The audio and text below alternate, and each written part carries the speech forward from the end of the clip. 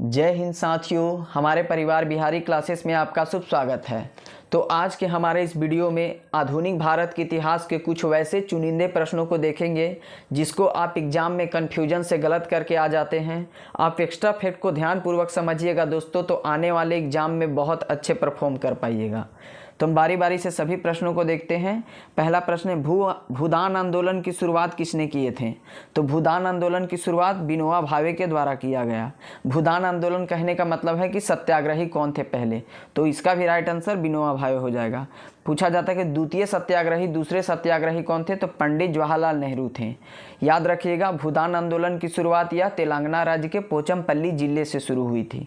कुछ extra fact देख लेते हैं विनोबा भावे के बारे में। तो विनोबा भावे प्रथम ऐसे भारतीय थे जिन्हें रेमन मैग्सेसे पुरस्कार दिया गया था।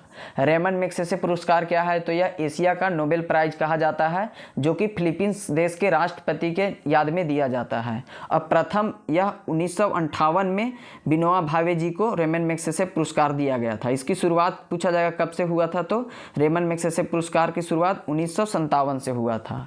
अगला हम दूसरा प्रश्न की ओर आगे बढ़ते हैं। बंगाल की एशियाटिक सोसाइटी की स्थापना 1784 में हुई थी। इसके प्रवर्तक कौन थे? तो पहला प्रश्न यहाँ बनता है कि बंगाल एशियाटिक सोसाइटी की स्थापना कब हुई थी? तो 1784। इसके प्रवर्तक का नाम था सर विलियम जोन्स। हम याद रखेंगे, सर विलियम जोन्स बंगाल के एशियाटिक सोसाइटी के संस्थापक थे। प्रश्न यह पूछा जाता है कि थियोसॉफिकल सोसाइटी जो कि कब स्थापित किया गया था? थियोसॉफिकल सोसाइटी की स्थापना यह 1875 में किया गया था। इसके ही अध्यक्ष कौन थे? तो इसके ही अध्यक्ष थे एनी बेसेंट। एनी बेसेंट कौन थी? तो जो कि एक आयरिश लेडी थी जो भारत में सर्व करने के लिए आई थी, थियोसॉफिकल सोसाइटी के अध्यक्ष। अगला प्रश्न देखते हैं, भारत का राष्ट्रीय पंचांग किस संमत पर आधारित है? तो भारत का राष्ट्रीय पंचांग जो देश के द्वारा संग्रहित किया गया है, यह शक संमत पर आधारित है।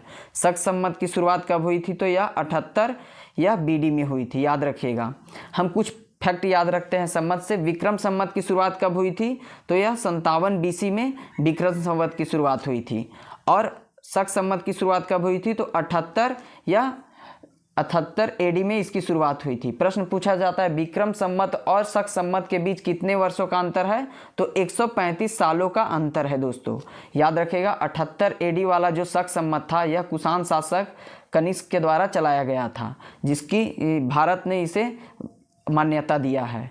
और इसकी मान्यता कब दिया गया था शक संमत का? तो 1957 में भारत सरकार के द्वारा शक संमत पंचांग को संग्रहित किया गया। अगला प्रश्न देखते हैं दूसरा। साथियों, हमारा यह एक्स्ट्रा फैक्ट वाला कंटेंट और यह इम्पोर्टेंट क्वेश्चन आपको अगर तैयार हो रहा है तो हमारे प्लीज़ इस वीडियो को ज़्यादा से ज़्यादा दोस्तों को शेयर करें और हमारे इस चैनल को सपोर्ट करें। धन्यवाद। अगला प्रश्न देखते हैं, किस गवर्नर के कार्यकाल के दौरान 1921 ईस्वी में कोलकाता में विक्टोरिया मेमोरियल हॉल की स्थापना की गई थी? तो 1921 में विक्टोरिया मेमोरियल की स्थापना की गई थी, यह पहला प्रश्न बनता है। और यह लॉर्ड मिंटो के कार्यकाल में इसकी स्थापना हुई थी। इसे ध्यान रखिएगा, विक्टोरिया मेमोरियल की स्थापना कोलकाता में 1921 में हुआ था। यह लॉर्ड मिंटो के कार्यकाल में शुरू हुआ था। देखते हैं आगे आधुनिक भारत के और कुछ प्रश्नों को। भारत में पहला समाचार पत्र किसने शुरू किया था? तो भारत में पहला समाचार पत्र यह जेम्स अगस्टस हिक्की के द्वारा शुरू किया गया था। ध्यान रखिएगा, जेम्स अगस्टस हिक्की के द्वारा पहला बंगाल गजट इसका पुस्तक का नाम था। बंगाल गजट की शुरुआत जेम्स अगस्टस हिक्की के द्वारा किया गया था। यह पुस्तक किस भाषा का है? तो अंग्रेजी भाषा का है। इसकी शुरुआत कब हुई थी? तो 1789 ईस्वी में। याद रखिएगा, यह एग्जाम में पूछा जाता है। अगला प्रश्न देखते हैं, पोस्ट ऑफिस के लेखक कौन है? तो पोस्ट ऑफिस एक पुस्तक है जिसके लेखक हैं रविंद्रनाथ टैगोर। इन्हें हम गुरुदेव के उपाधि से जानते हैं। और एक पुस्तक याद रखिएगा, सभी को यह नहीं पता है, गोरा पुस्तक जो कि रविंद्रनाथ टैगोर का ही एक उपन्यास है। गीतांजलि तो सभी पता है, सभी को पता है, लेकिन गोरा आप याद रखिएगा, यह रविंद्रनाथ टैगोर का पुस्तक है। और रविंद्रनाथ टैगोर को 1913 ईस्वी में भारत में नहीं बल्कि पूरे एशिया का सबसे पहला नोबेल प्राइज मिला था। किसके क्षेत्र में? तो उपन्यास जो लिखे थे गीतांजलि, उनके लिए दिया गया था। नोबेल पुरस्कार की शुरुआत कब से हुई थी? 1901 ईस्वी से शुरू हुई थी। यह ध्यान रखिएगा दोस्तों। अगला देखते हैं, सैंडलर आयोग का संबंध किससे था? तो सैंडलर आयोग का संबंध था शिक्षा से। याद रखिएगा, सैंडलर आयोग का संबंध किससे था? तो शिक्षा से। सरदार स्वर्ण सिंह समिति किसके लिए बनाया गया था? तो यह मूल कर्तव्य को जोड़ने के लिए। मूल कर्तव्य कहाँ से लिया गया था? तो रसिया के संविधान से लिया गया था। यह कब जोड़ा गया? 42वें संविधान संशोधन 1976 से जोड़ा गया था। इन सभी फैक्टों को याद रखेगा। सुरेश तेंदुलकर समिति एक पूछा जाता है, यह किसके लिए था? तो यह गरीबी के लिए था दोस्तों। अगला देखते हैं, अमृत बाजार पत्रिका की स्थापना की कौन किए थे? अमृत बाजार पत्रिका की स्थापना यह शिशिर कुमार घोष किए थे। अमीरातुल अखबार की स्थापना कौन किए थे? तो यह राजा राम मोहन राय के द्वारा। अब सम्माद कुमैदी पूछा जाता है। सम्माद कुमैदी और मीरातुल अखबार यह दोनों राजा राम मोहन की पत्रिका थी। और अमृत बाजार पत्रिका यह शिशिर कुमार घोष। और वंदे मातरम पत्रिका जो कि जिसकी शुरुआत कौन किए थे? मैडम भीखाजी कामा। मैडम भीखाजी कामा कौन थी? तो यह विदेश में पेरिस में सबसे पहले तिरंगा झंडा फहराई थी। अगला प्रश्न देखते हैं, किसने 1858 में बनारस के सेंट्रल हिंदू कॉलेज की स्थापना किया था, जो बाद में हिंदू विश्वविद्यालय के केंद्र बन गया? तो यह एनी बेसेंट के द्वारा ही 1858 में बनारस हिंदू सेंट्रल कॉलेज की स्थापना किया गया था, जो बाद में चल कर के BHU बन गया। और BHU का संस्थापक पूछा जाता है तो मदन मोहन मालवीय थे, जिसकी स्थापना 1916 में किया गया था। यह सभी को याद रखिएगा, एग्जाम में पूछा जाता है दोस्तों। एनी बेसेंट से कुछ याद रखिएगा फैक्ट। पहले कांग्रेस की महिला अध्यक्ष रही थी। कब रही थी? तो यह 1917 में अध्यक्ष बनी थी पहला बार। पहला भारतीय अध्यक्ष पूछा जाएगा तो यह 1925 में कौन बनी थी? सरोजिनी नायडू। और यह अध्यक्षता 1917 में एनी बेसेंट के द्वारा कानपुर में किया जा रहा था। और 1925 का जो सरोजिनी नायडू का अध्यक्षता था, यह किया जा रहा था कहाँ पे? तो कोलकाता में। इन सभी पॉइंट को याद रखिएगा, एग्जाम में पूछा जाता है दोस्तों। अगला देखते हैं, भारतीय राष्ट्रीय ध्वज का डिजाइन किसने तैयार किया? तो भारतीय राष्ट्रीय ध्वज का डिजाइन कौन तैयार किए थे? तो मैडम भीखाजी कामा के द्वारा यह तैयार किया गया था। यह कहाँ किया गया था? तो पेरिस में। इस फैक्ट को याद रखिएगा, पेरिस में, जो कि फ्रांस की राजधानी है। मैडम भीखाजी के कामा के द्वारा राष्ट्रीय झंडा का डिजाइन तैयार किया गया था और वहीं लहराया भी गया था पहला बार। विश्व इतिहास की झलक ग्लिम्स ऑफ वर्ल्ड हिस्ट्री पुस्तक के रचयिता कौन है? तो विश्व इतिहास के झलक ग्लिम्स ऑफ वर्ल्ड हिस्ट्री के लेखक कौन है? पंडित जवाहरलाल नेहरू। याद रखिएगा। और भारत की खोज यह पुस्तक लिखे थे पंडित जवाहरलाल नेहरू। इन सभी को याद रखिएगा दोस्तों। अब गीता रहस्य पुस्तक किनका है? तो यह बाल गंगाधर तिलक का पुस्तक है। अगला है, 27 दिसंबर 1911 में पहली बार जन गण मन गाया गया। जन गण मन हमारे देश का राष्ट्रगान है, जो कि यह कोलकाता के अधिवेशन में 1911 में गाया गया था, जिसकी अध्यक्षता कौन कर रहे थे? पंडित विशन नारायण धर। याद रखेगा, कोलकाता अधिवेशन 1911 कौन कर रहे थे? तो पंडित विशन नारायण धर। उसमें ही पहला बार जन गण मन गाया गया था। अगला प्रश्न की ओर आगे देखते हैं, इंडियन अनरेस्ट के लेखक कौन है? तो इंडियन अनरेस्ट के लेखक है वेलेंटाइन सिरोल। और वेलेंटाइन सिरोल ही इंडियन अनरेस्ट पुस्तक में चर्चा किए थे कि भारतीय अशांति के जनक कौन है? तो बाल गंगाधर तिलक हैं। तो भारतीय अशांति के जनक बाल गंगाधर तिलक को उपाधि कौन दिए हैं? तो वेलेंटाइन सिरोल के द्वारा दिया गया है। अगला प्रश्न, किस एक्ट के द्वारा भारत के गवर्नर जनरल का अध्यादेश जारी करने की शक्ति प्रदान किया गया? भारत का जो गवर्नर जनरल चुना जाता था, उसको अध्यादेश जारी करने की शक्ति किस एक्ट के दिया गया? तो इंडिया काउंसिल एक्ट 1861 एक्ट के तहत उन्हें अध्यादेश जारी की शक्ति दिया गया। कुछ और याद रखिएगा, जो ईस्ट इंडिया कंपनी था उसे एकाधिकार चाय और चीनी से के अलावे सभी से समाप्त कर दिया गया। यह कब किया गया था? तो 1813 के इंडिया एक्ट के द्वारा। उसके 20 साल बाद 1833 का एक्ट होता है, उसमें पूरी तरह से ईस्ट इंडिया कंपनी का एकाधिकार सभी व्यापार से समाप्त कर दिया जाता है। यानी कि एकाधिकार समाप्त करने का मतलब है कि ईस्ट इंडिया कंपनी के अलावे भी और कई कंपनियां भी आकर के भारत में अपना व्यापार कर सकते हैं।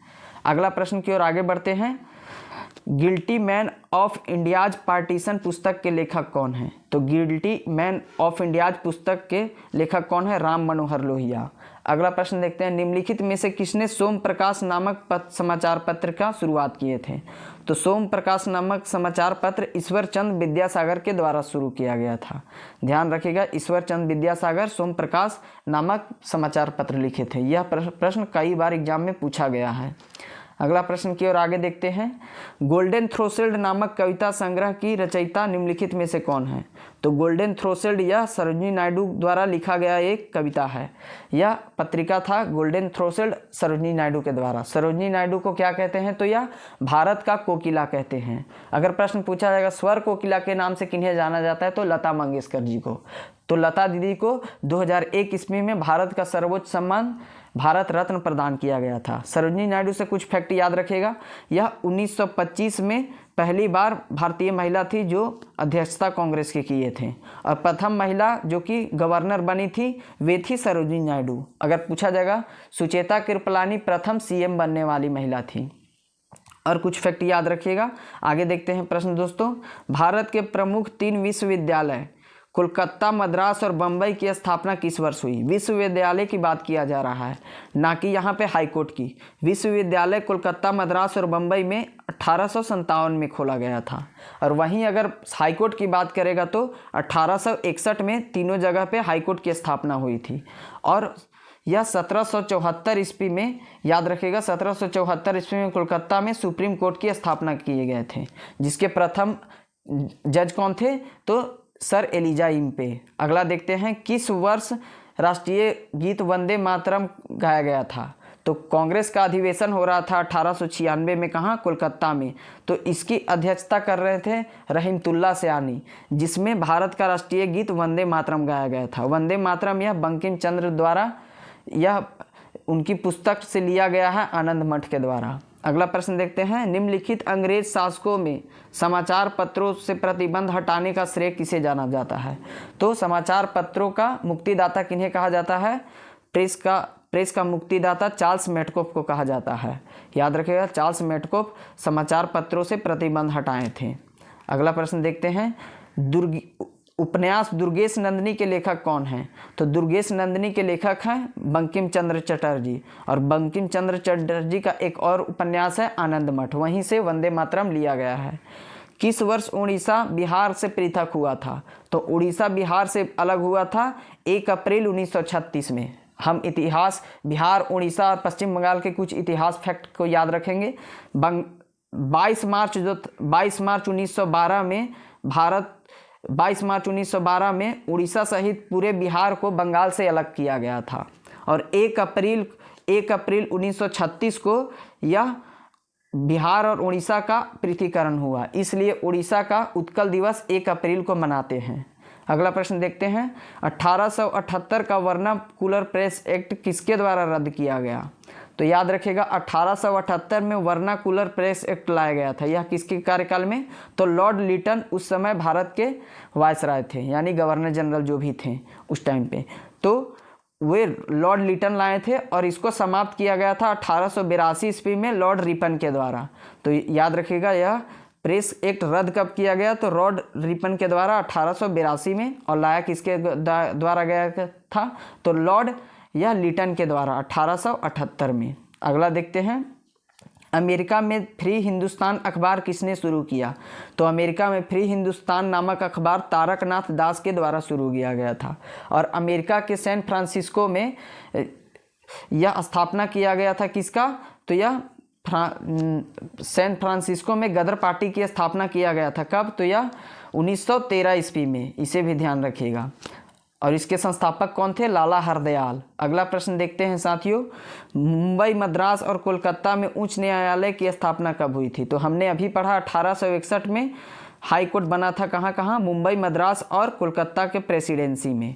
इन सभी फैक्टों को याद रखिएगा, एग्जाम में पूछा जाता है। अगला है, जब भारत को स्वतंत्रता प्राप्त हुई थी यूनाइटेड किंगडम के मुख्य, उसमें पार्टी कौन थे? तो यूके के, यानी इंग्लैंड के उस समय सरकार किनका चल रहा था? तो लेबर पार्टी का सरकार था उस समय। क्लाइमेट एटली इंग्लैंड के प्रधानमंत्री थे। और उससे पहले वर्ल्ड वार चल रहा था, तो उस समय प्रश्न पूछा जाता है कि सेकेंड वर्ल्ड वार के समय इंग्लैंड के प्रधानमंत्री कौन थे? तो विंस्टन चर्चिल थे। और वहीं अमेरिका के राष्ट्रपति का नाम पूछ लिया जाता है तो डी रूजवेल्ट थे। इन सभी फैक्टों को याद रखिएगा दोस्तों, यह सब एग्जाम में वैसे प्रश्न हैं। आप एक्स्ट्रा फैक्ट को अगर ध्यानपूर्वक सुने होंगे तो यहाँ से आपको बहुत सारे कठिन प्रश्न सोल्व हो जाएंगे। जय हिंद साथियों, धन्यवाद।